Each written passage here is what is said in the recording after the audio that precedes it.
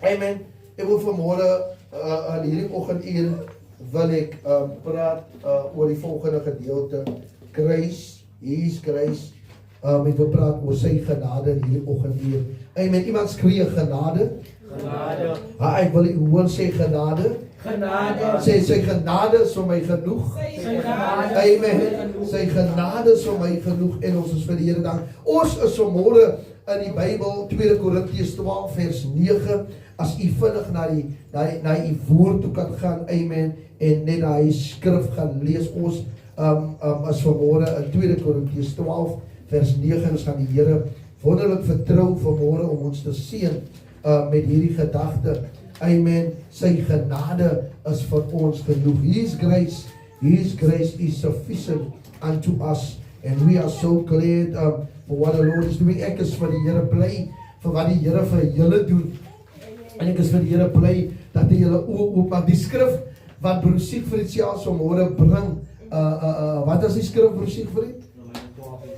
En die skrif sê,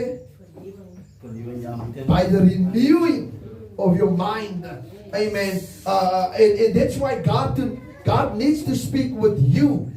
Sometimes you get a preacher that preach it, but the Holy Spirit needs to reveal it unto you to understand it. And it's important, Brother Saul, that God needs to reveal it unto you, my brother, because when He reveals it, then you see it. And when you see it, dan kom hy donker wolk maak oop vir jou en jy kan clearly, dis hoekom hy dit sê, die sekere lied, I can see clearly now that the rain is gone. Storms het geskitte.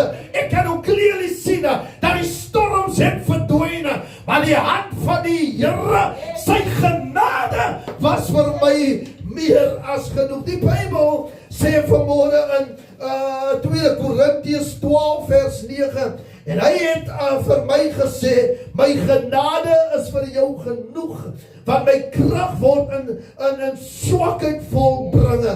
Hy sê vanmorgen in die skrif, terwyl Paulus praat in hierdie skrif, ek het die Here 3 keer gebid vir die doring in my vlees, sê die skrif